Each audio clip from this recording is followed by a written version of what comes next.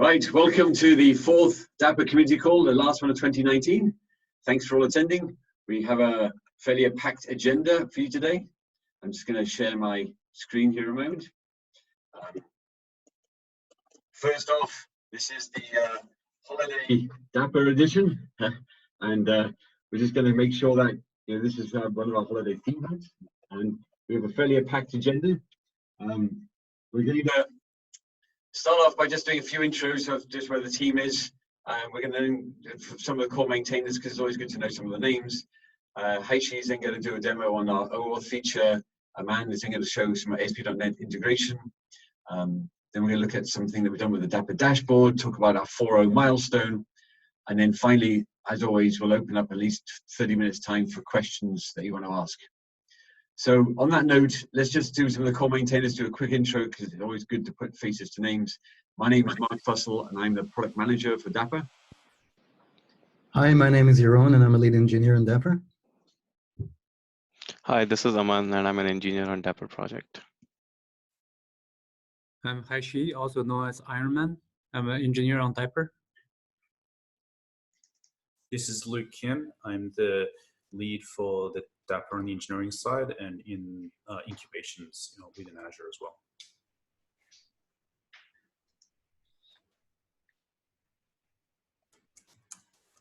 Okay, so this Arthur, are you online? Hi, this is Arthur. I'm engineer in the Dapper team. Perfect. I think that's it. All right, good. So let's get into the first of our demos. I'm going to hand it over to you, Haishi, and you're going to run through a demo and have the oAuth feature that we're doing inside Dapper. So, Iron Man, Haishi, take it away. All right. I think you need to stop sharing before I can share. There we go. Share screen. Let me know if you see it. Yes, we can see your screen. Okay. So basically, today I will quickly introduce the work we're doing to allow custom middlewares to be plugged into the Dapper processing pipeline. As you know, Dapper provides this sidecar that can provide access points to your APIs. For instance, you can do a method invocation through the Dapper sidecar. And as we think about it, because we are handling all the requests, there's opportunity for us to allow extensibility by introducing customizable middlewares into the Dapper pipeline. So this is what the middleware work is about.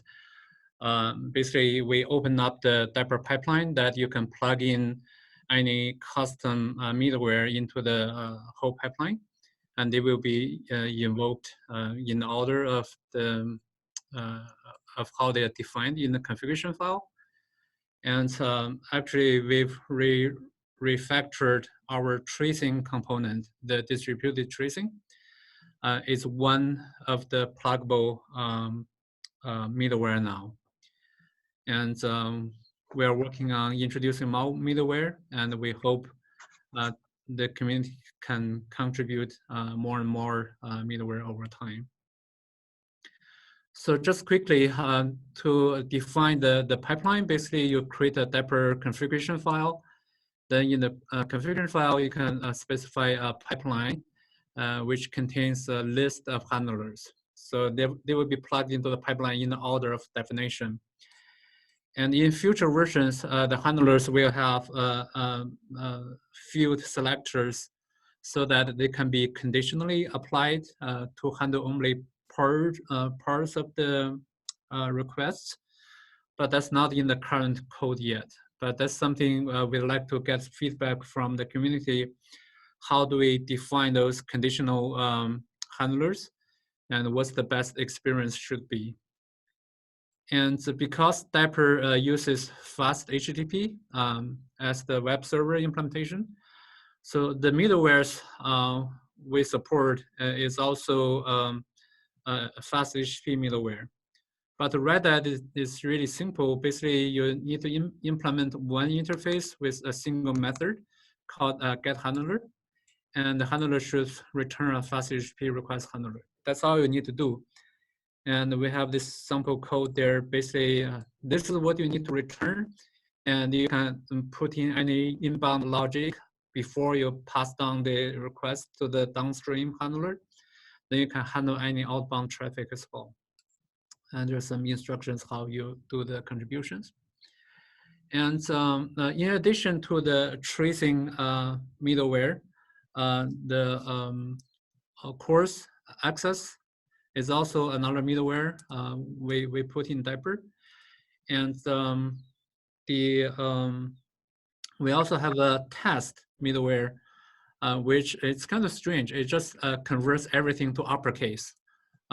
This is just for experiment. If you want to see if your custom pipeline is in place, you can define that middleware into a pipeline just to make sure it actually works. And the other pipeline we are building now is the oAuth pipeline.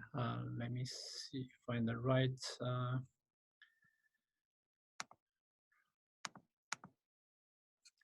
file. So basically, this is a oAuth 2.0 middleware that allows you to enable oAuth authorization on your Dapr endpoints. To use this middleware, basically you need to register your application with the authorization server of your choice, and there are a bunch of servers that support the protocol. The different servers, they have different experience of registering your application, but once you register the application, you should collect something like client ID, client secret, scope, etc. These are all typical OAuth 2 stuff. And you need to provide 2 URLs. And so we've listed some of the URLs of some of the popular authorization servers. Once you have those information, basically you need to create a middleware definition for your OAuth middleware. And you need to enter all those like client ID, client secret, etc., etc. Of course, you don't want to use plain text here. Fortunately, we do allow reference to secrets.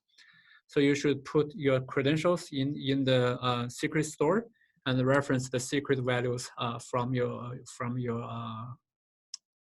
middleware configuration file. So once you have the individual middleware configured, you create another configuration file to link the middleware together into a pipeline. What I'm showing here is a simple pipeline with only one middleware, but you can imagine you can link a lot of middlewares together. Then in your application, to apply this custom pipeline, you need to add an annotation, the Dapr io/config. Basically, this is where your configuration name is. And once you put this annotation, we will plug in the custom pipeline so that our requests will go through that custom pipeline.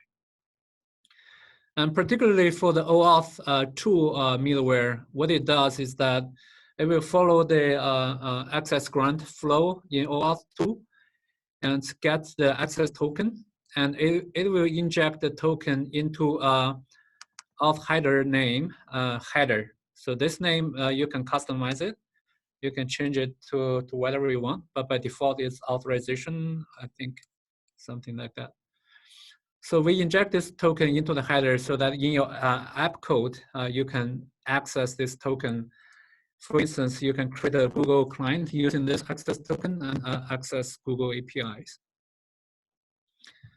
And let me show you the code. This is a sample code that how you would use that. Actually, this is not good code, but the gist is that in your code, you're not aware of any of those, right? Your code is just a regular, in this case, Node.js code exposing some endpoints.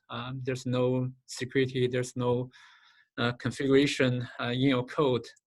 So that's one of the theme of Dapr, right? We want to separate the concerns so that the developer just focus on the business logic, then everything else, the operation people can take care of that. And trying trying to find the right file. And this is another example to use this middleware, the oAuth middleware, directly in your code. In this case, I created a new a simple application, just accessing has a root handler. Then I'm just plugging in this middleware. So now my server is protected using the OAuth authorization. So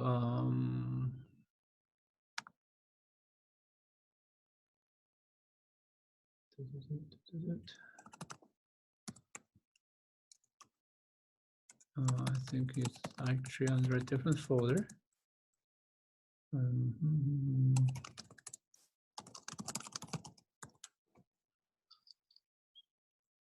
So I don't have this thing fully configured on Kubernetes yet. This probably will come later.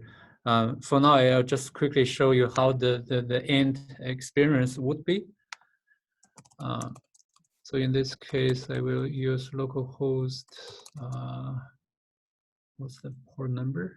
I forgot. 65123, 65123. Oops. I'll use HTTPS.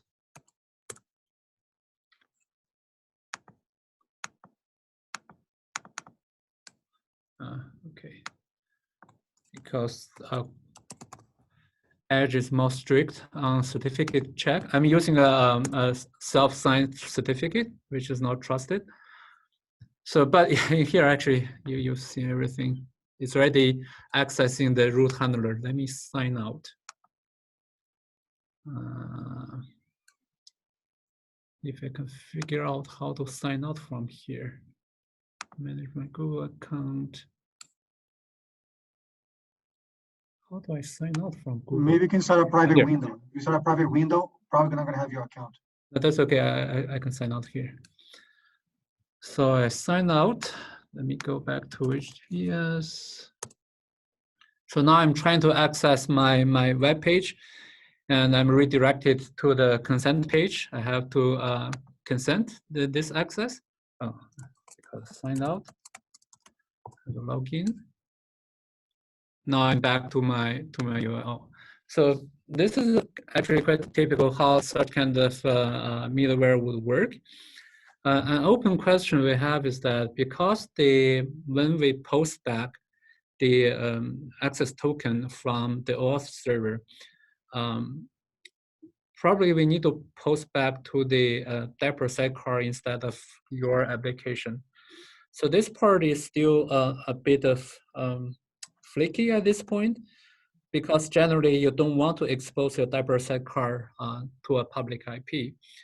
I guess for this part, we are open to suggestions and ideas how we can do this in the most proper way and most natural way, so that people feel they can use the middleware without like creating additional concerns.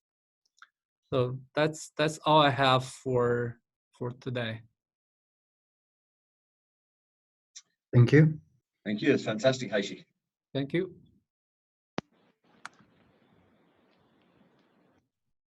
Any questions at this point before we just move on to our next demo?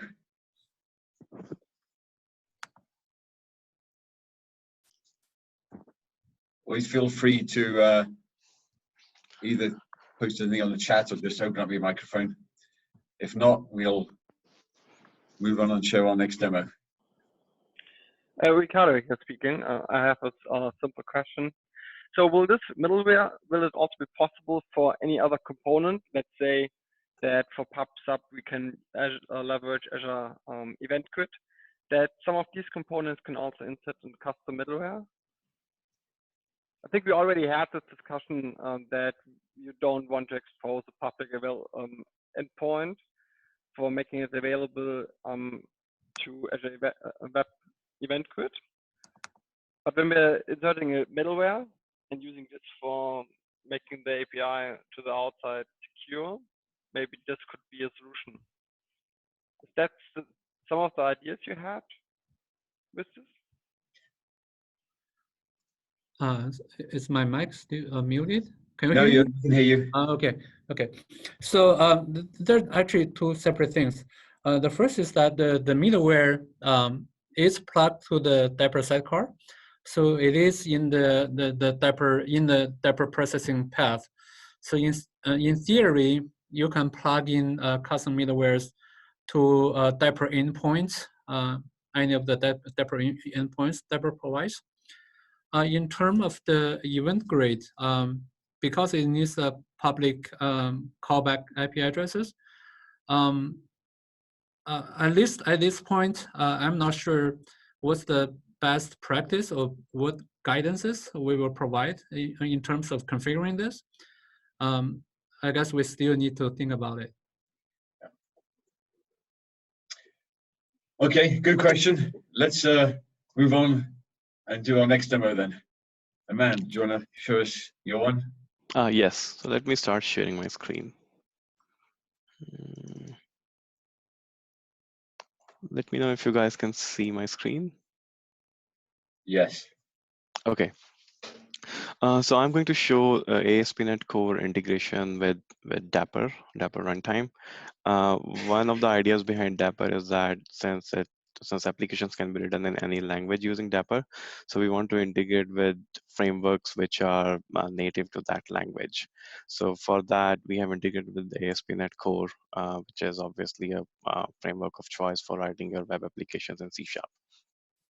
So this sample shows integration of Dapper with ASP.NET Core, and it leverages the state management and the pub/sub capabilities of Dapper. So this is a very familiar ASP.NET controller as you would write.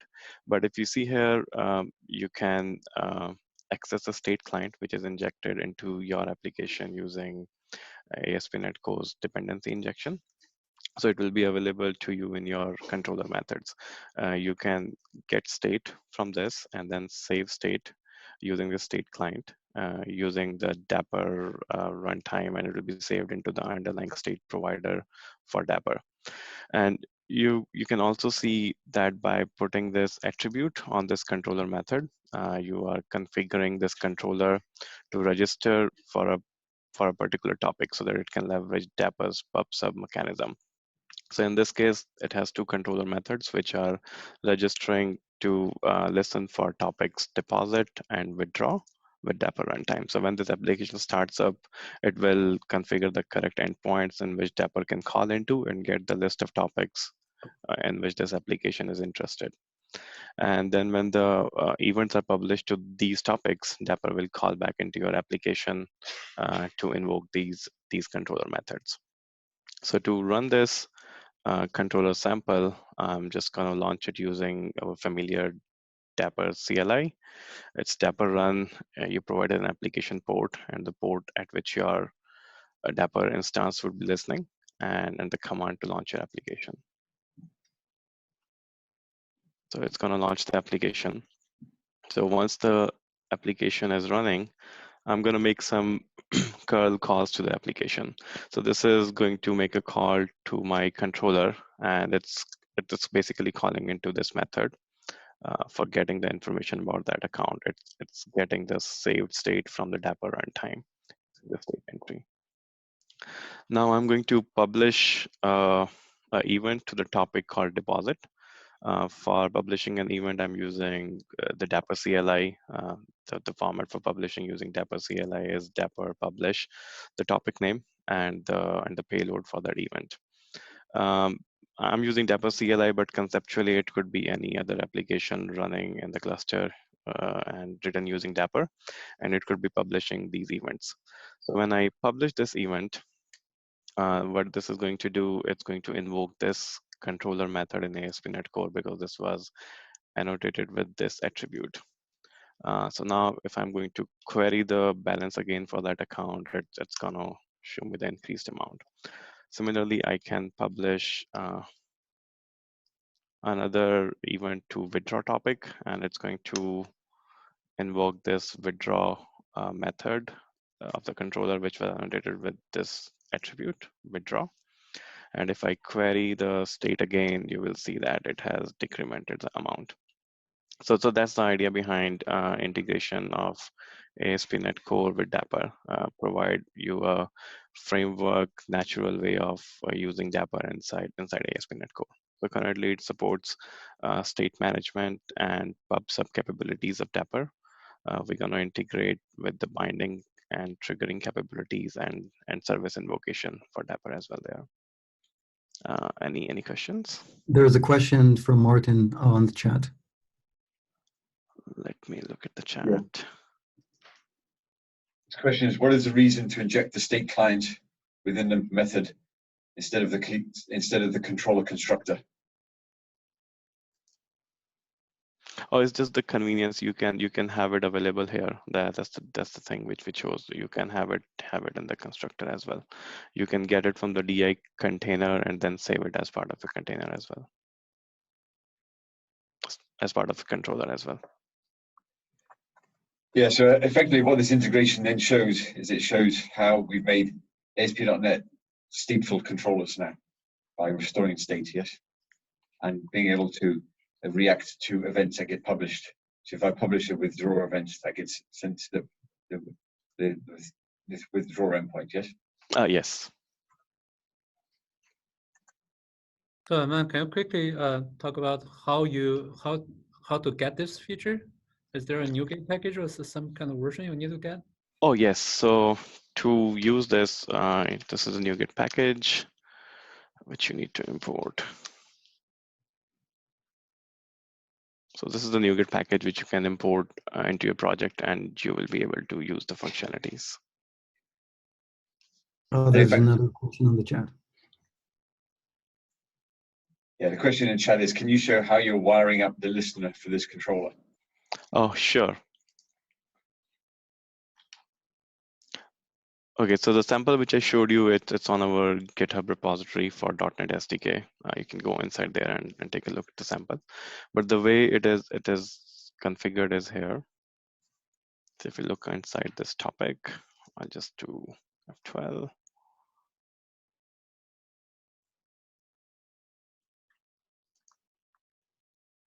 And then so we have this builder extensions written, which wire up everything with the ASP.NET Core as it's starting up.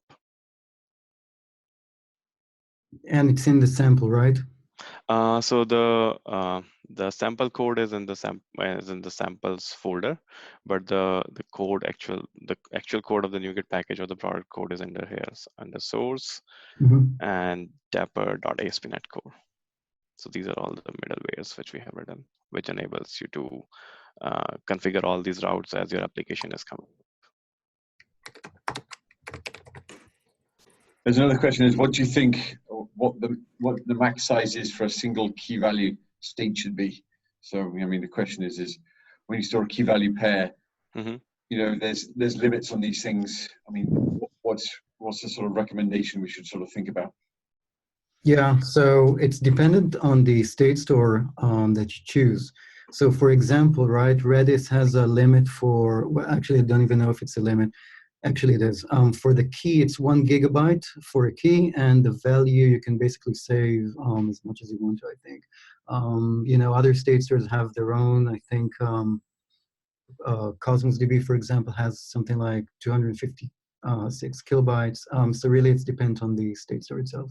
Yeah, so Dapper is not introducing any restrictions on it. It's driven by the underlying state. Yeah.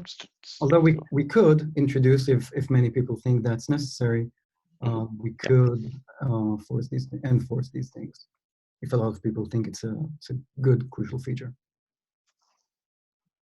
George just asked is, can you do pub sub across clusters with Dapper as opposed to within the cluster, as your example shows? Yeah. Go ahead, Yaron. No? Okay. Yeah. So pub sub, if, for example, it depends on your cluster connectivity. If you have two clusters and you have a federation between them and some sort of VPC or VNet connectivity, so you know you would be able to do that. If they're completely disconnected, then no.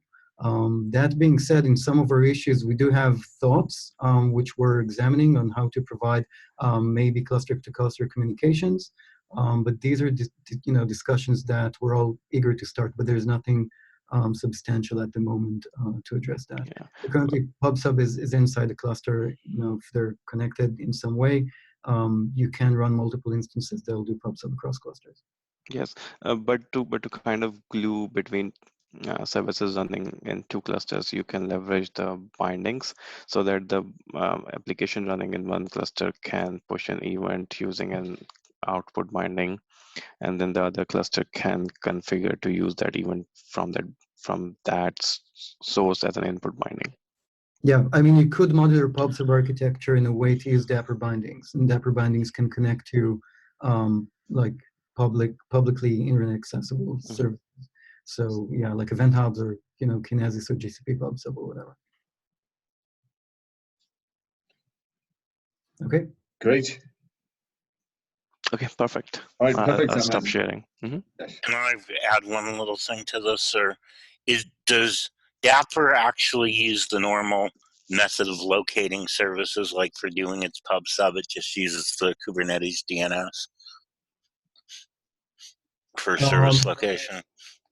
Yeah, so when you do service invocation, it does on Kubernetes, it does DNS resolving. And then if that's the case, if you really want to connect clusters, there's plenty of things out there. I would suggest Submariner, which is one of the Rancher Labs projects. It will extend the DNS and internal networking across multiple Kubernetes clusters pretty easily. Yeah, that's something interesting to look at. Thanks. Sure. Okay. Okay, Yaron, why don't we get your demo up next and show? All right. So we're going to talk about the Dapper dashboard, and I'm just going to share my screen. A moment. Tell me when you can see it. Can see it. All right. So a few weeks ago, there was an issue on Dapper where a bunch of people asked for a Dapper dashboard. So what we did was jumpstart a very basic type of dashboard that shows how the backend communicates with Dapper both locally and in Kubernetes. And then the front end is just this thin open source admin thing using Angular and TypeScript. So first thing to get started with, every web developer or developer that wants to help us extend the Dapper dashboard capabilities or add new capabilities or make it prettier, you're more than welcome. Yeah, and if anyone wants to even be the owner of the dashboard and drive this thing forward, or really talented front-end developers, that's great. I'm a mediocre TypeScript Angular person, so yeah, help is more than welcome. So what the dashboard will allow you to do today, and we're going to see this in a minute, is first of all list all the Dapper sidecars running, and that's working for self-hosted modes and Kubernetes. On self-hosted mode, you can also stop a running sidecar, which we'll see. And on Kubernetes, there's a bunch of more stuff you can do, like viewing the streaming logs from the Dapper sidecars, and also view the components in the cluster. So you can see all the state stores, the PubSubs, the tracing, the exporters. Yeah, so let's first look at how this is done on Kubernetes. So this is my Kubernetes cluster, and I have Redis, and I think it's 4 Dapper applications. So the first thing I'm going to do is just deploy the dashboard. So this is pretty simple. The only thing I need to do is copy paste this thing, which is going to apply the dashboard. And we'll wait for that to finish. So now I can do kubectl get pods. I'll wait until it's running, and the dashboard is already running. And then the last step is to just port forward from the Kubernetes cluster to my local machine. And now to view the dashboard, all I need to do is go to localhost 8080, and this thing will load up in a few seconds, and then we'll be able to see all of the instances that they have. So I can see the app ID, the application port, the ports that Dapper uses for both HTTP and gRPC, the command that was used to run the Dapper instance inside the container. I can see the address, the Kubernetes resolvable address to reach that. So if I port forward to that, I should be able to hit that Dapper instance from my local machine, the time it was created and the age, And if I click on actions here, I can actually see all the logs from the Dapper sidecar right in this view, and then also refresh it. Yeah, so the logs are not changing currently, but if they were, it would have refreshed it. So this is kind of nice. You know, I've been also thinking about something cool, which is to highlight all the error messages in red or something like that. So if anyone wants to do that, that would be quite cool. And then the other nice thing that I can do is take a look at all the components that I have in my cluster. So before we actually dive into that, let me open another terminal window here, and I'll do kubectl get components. So I have my Redis DB and sample topic. These are my state store and my Kafka pub sub, sorry, my Kafka binding components, and I can click on them and I can see their spec metadata. I can see the host that this Redis DB is using to connect. There are no secret key refs, and I can view the password locally in my cluster. And the same thing for the sample topic. So this will show the binding, the state stores, and pretty much everything else. So the last thing I'm going to show is I've shown this running on Kubernetes, but here it is running locally. So here I have the repository for the dashboard, and all you need to do to run it is just do go build and build the binary. We'll wait for that to finish. And now that it's finished, I can just run the dashboard. So it's telling me that the dashboard's running on localhost 8080. And it's going to run. We can see there's nothing running. And so I can run a Dapper instance. So this is the hello world sample. And I'm just going to do Dapper run. And this is running Dapper locally. And if I go back here, I can see that this running sidecars thing is sort of reactive. I can see the gRPC port that was auto-generated from the Redis CLI locally. I can see the process ID to shut it down, and I can also shut it down myself. So if I click here, we get a message that it's being removed. If I go back, I can see that the application has been removed successfully. So this is a pretty basic but easily extensible dashboard. And like I said, we'd love for more contributions and your thoughts about features, what you'd like to see in the dashboard, yeah, and things like that. So thank you, and I'm done. That's fantastic. Love to hear people's thoughts about what they think about this, as opposed to using it over the command line. Does it look like it's useful?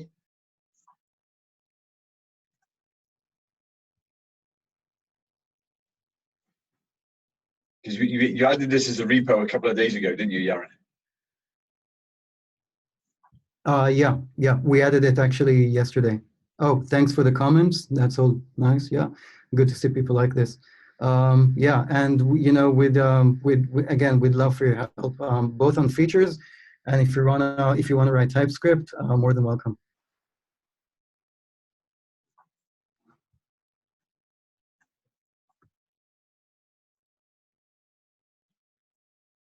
Okay, I think we can move on, Mark. Okay, good, fantastic. Okay, so at this point then, feel free to ask any questions on the things that we've just shown you, the dashboard, the ASP.NET integration with Dapper, the middleware components that Haishi showed, and how that can be used for doing oAuth. At this point, we've got about 20 minutes left of our call. You know, let me show you one more thing. Let me talk about where we are with what we're going to do next. Let me share my screen here now. So hopefully, can you see my screen?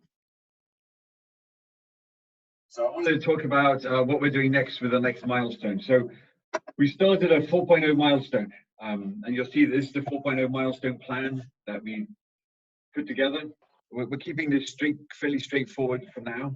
We're always going to address priority issues that we come across for existing features or bug fixes inside all those.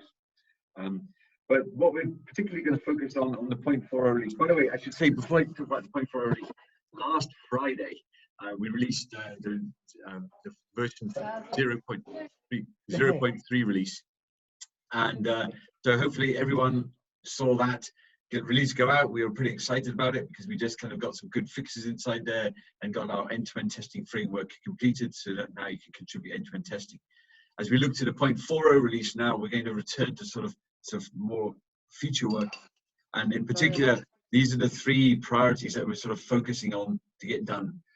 We've had a lot of feedback from customers and users saying that we would love to see that sort of next SDK being feature rich particularly on the Java side of things for actors. So you'll see today with the integration of the actor framework we have inside the .NET framework, we're going to start doing equivalent sort of work inside the Java framework.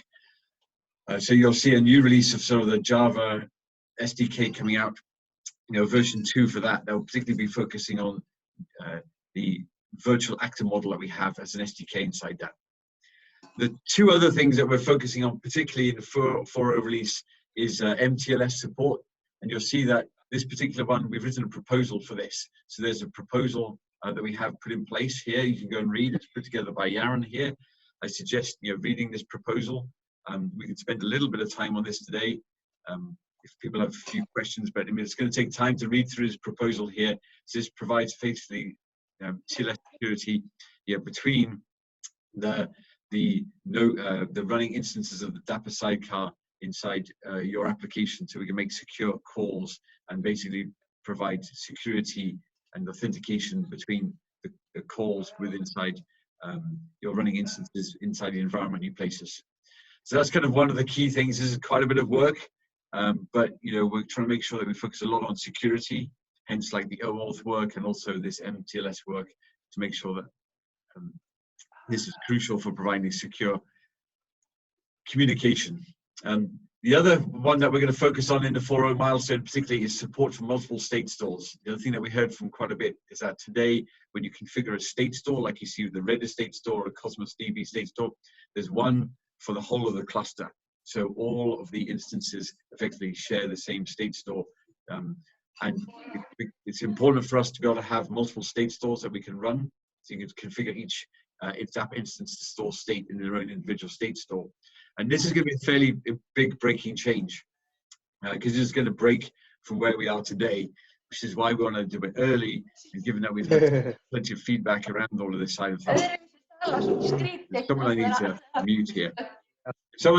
Can someone just mute there who's talking in the background at the moment?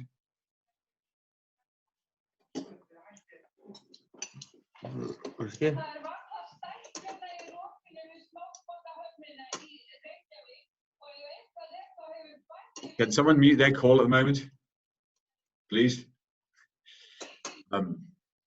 So there's we find all your attendant. So this is the other one that we're going to focus on, particularly with multiple state stores. So again, there's an issue here that we have raised that we're working through at the moment. This is a little bit needs a lot more input and comments about how we're going to do this.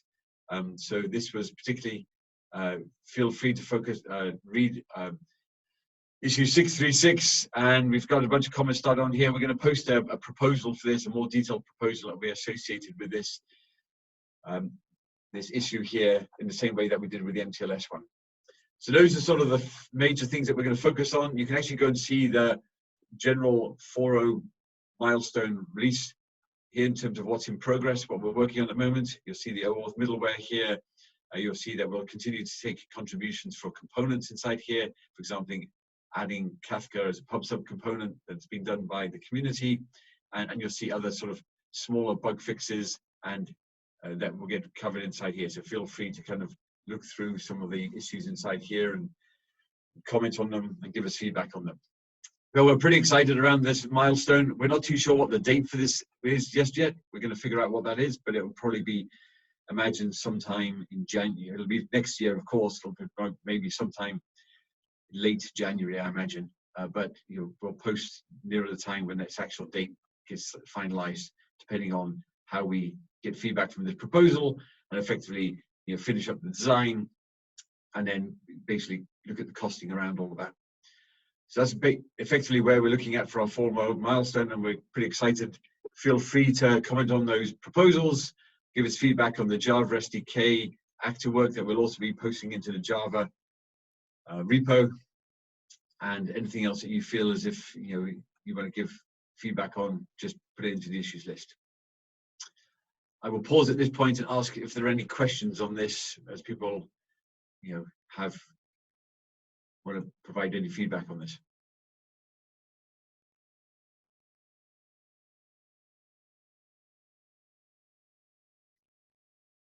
Yaron, is there anything particular you want to comment on this this proposal in terms of getting feedback from it?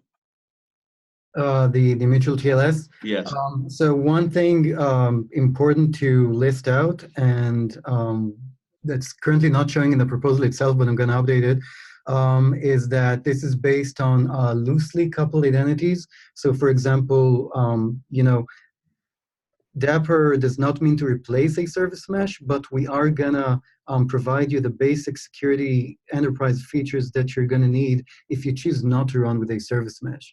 So for example, if you know, if you don't have a service mesh, so you can use our MTLS to secure the traffic between Dapr instances in transit. But if you want things like you know, authorization policies where you blacklist some services from being able to talk to other services, then we'd basically tell you use a service mesh in combination with Dapr, and we're going to work on documents that show you how to do that with some leading service meshes like Istio and Linkerd. Yeah, so that's important to point out. Okay, great. Right, so at this point, we've got 15 minutes left. We always want to give time for people to ask questions and get you and the community for any feedback, any particular questions, talk about any of the demos we've done today, ask about this milestone, ask about any particular issue, ask about open from those simple question about what is Dapper, all the way through to putting up particular issues and effectively diving deep inside that. So let's open it up for questions, both either through the chat window or feel free just to open up your mic and just ask us what's on your mind, anything that you want to point out and kind of talk about us in terms of what we're doing in this project. So feel free to ask away.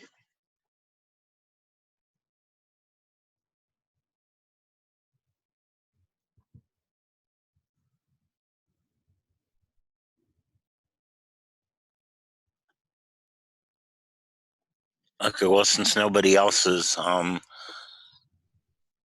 I've been watching the documentation, and I haven't seen any good documentation on upgrading between Dapr. Does the Helm chart include the CRDs, or is that something you have to do separately? Because it looks like from your demo, CRDs have changed in 0.3. CRDs have not changed for 0.3, but they will change for 0.4. So the things Haishi showed are not in 0.3, the authentication middleware stuff. But yeah, that's a fair question. The Helm chart, well, on our release notes, we do tell you how to upgrade for Kubernetes using Helm. So, and yes, the Helm chart does include all the CRD definitions. There is no pre-install CRD step that you need to do yourself. The Helm chart will take care of it. But upgrading is a fairly simple process at the moment. Yes, it's Dapr uninstall and then Dapr init. Yes. That's for local, right? On Kubernetes, for example, you can just do Helm upgrade and then specify the tag of the new version, and then all of the pods that run the old version will just get restarted. Yes. So hopefully you had a fairly good upgrade experience from 2.0 to 3.0 when we pushed it out last week. Mm-hmm. And you can see the release notes we posted onto that inside our repo in terms of how to do all that. But yeah, for those who weren't aware, for those who weren't aware, we posted 3.0 last week. Okay.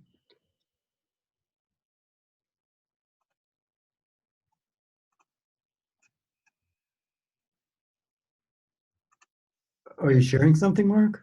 I was just going to share my screen here. This was the 3.0 release we did last week. So just this is, if you go to the Dapper repo here, if you go to release notes, this is a 3.0 release we did. And here's basically the upgrade in terms of how you do all that. So pretty good, fun little release, but 4.0 is going to come with bigger features. Yep. Okay. Looks like no more questions.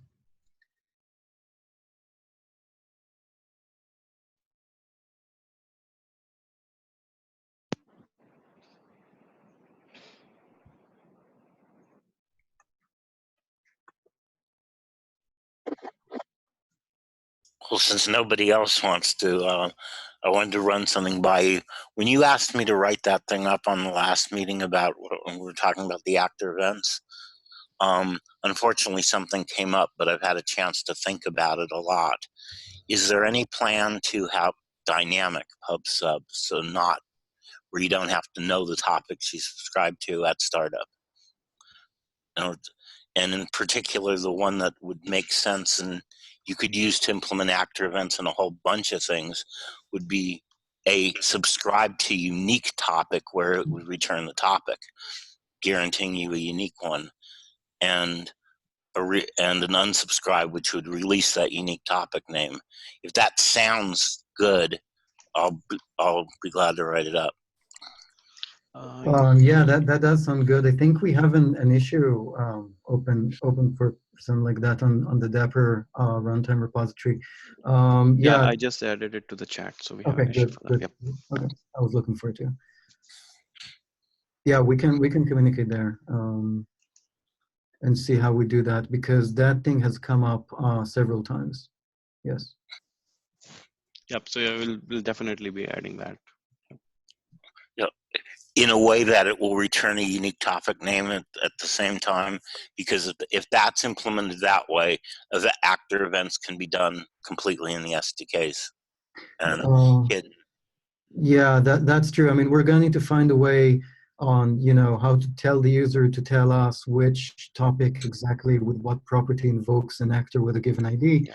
But yeah, all that can be thought of. Yeah. So we have multiple issues there. One is for supporting dynamic pub sub, and there's one issue for supporting pub sub within actors, and there's one issue for allowing binding triggering with actors. Well, the two of them could both be solved with the, letting it dole out a unique topic name. It would be actually in the .NET implementation of actors, if you could do that, it would be really easy, since both the proxy classes and the actor classes derive from a base class.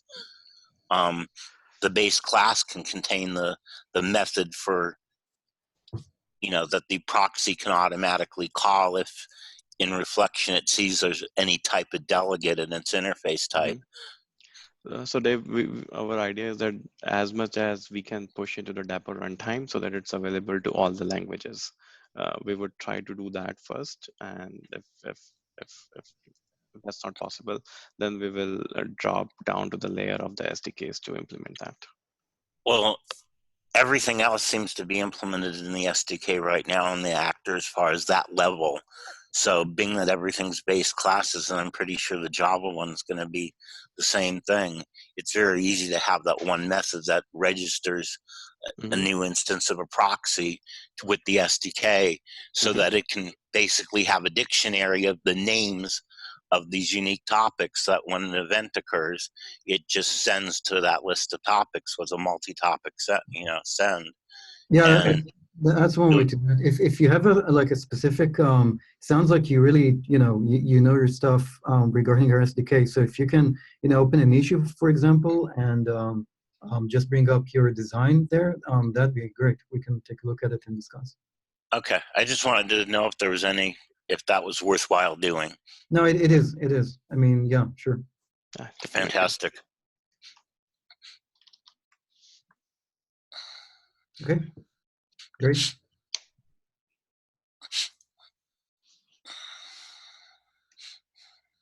Mark, you there? Yeah, I'm here. I'll just see if there are any more questions. We have a little bit of time, and sometimes people come to people's minds. If there are not, we'll finish the call early, and we'll break until next year. The next community call is going to be on the 7th of January. So this is going to be the last one for this year. So we're basically taking a 4-week break, because the next one would land on the 24th of December, and I don't think anyone was going to attend that one. So the next one after this is going to be on the 7th of January, first one of the new year. That's when we'll sort of kick off again and have a chance to show you a few more demos, the progress we made. We'll have an update on the 0.4 release milestone, and basically talk about some of the progress we made there. But most of the time there'll be a sort of a 2-week holiday break now, and we'll come back in the new year. So I guess at this point, if anyone hasn't got any more questions, we'll close it out and say thank you for attending, and we'll see you in the new year. Thank you. Good. Thank you. Thank you. Thanks, guys. Thank you. Bye-bye. Bye-bye.